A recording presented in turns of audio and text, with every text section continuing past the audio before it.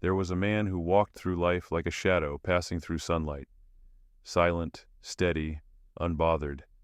His name was Daniel, and in a world that screamed for attention, he chose silence.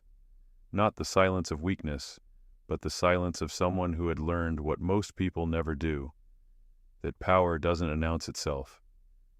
Daniel worked at a mid-sized investment firm in Manhattan. Every morning he arrived before anyone else. Every evening he left after the lights dimmed. He didn't compete for the spotlight. He didn't interrupt meetings with loud opinions. He didn't post motivational quotes on LinkedIn or brag about his wins at the coffee machine. He just worked, and somehow, everyone noticed. His colleagues were different.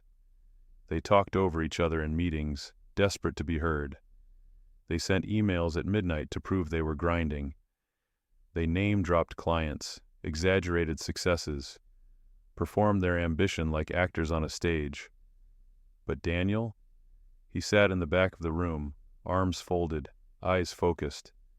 And when he spoke, which was rare, the room went quiet. At first, people mistook his silence for arrogance. Some thought he was aloof. Others assumed he didn't care. But over time, something shifted. They began to realize that Daniel wasn't silent because he had nothing to say. He was silent because he had nothing to prove. One afternoon, the firm landed a major client, a tech billionaire, looking to restructure his portfolio. The senior partners were panicking. Everyone wanted to be on the pitch team. Everyone had ideas. The conference room was chaos.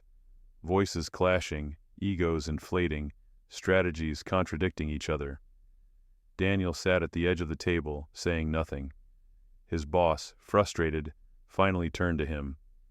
"Daniel, you've been quiet this whole time. What do you think?" Daniel looked up slowly. He didn't rush. He didn't perform. He simply said, "I think we're trying too hard to impress him. He doesn't need us to be impressive. He needs us to be trustworthy." The room fell silent. It was as if someone had turned off the noise. His words didn't shout. They didn't demand. They simply landed. And in that moment, everyone knew he was right.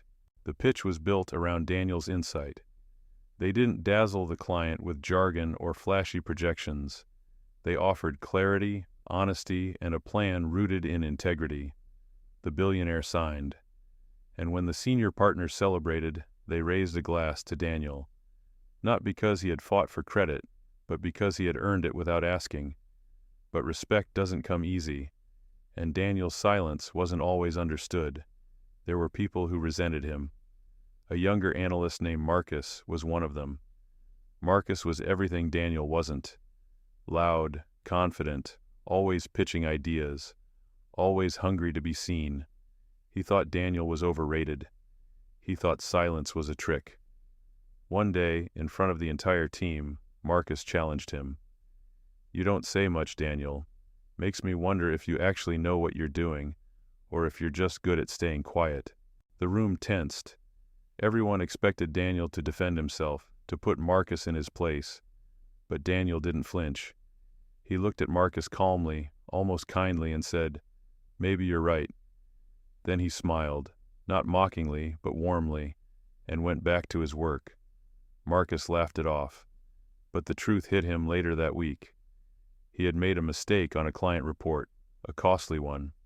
He panicked. His first instinct was to cover it up, to blame someone else, to spin it. But before he could, Daniel quietly pulled him aside. No one else saw, no audience, just the two of them. Daniel didn't lecture him, he didn't gloat. He simply said, "I saw the error, I already fixed it. Your name stays clean. But next time, slow down.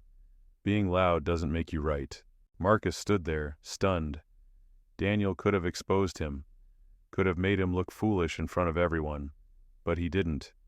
And in that moment, Marcus understood something he had never understood before. Respect isn't earned by proving you're better than someone. It's earned by being better to someone. Years passed. Daniel never became the loudest voice in the room. He never sought the corner office. He never chased titles or headlines. But everyone who worked with him carried a piece of him forward. They learned to listen more, to speak less, to let their work define them instead of their words. They learned that confidence doesn't need to announce itself, that strength doesn't need to flex, that real power sits quietly in the corner, waiting to be called upon. And when it speaks, everyone listens. One evening, at a company dinner, the CEO stood to give a toast.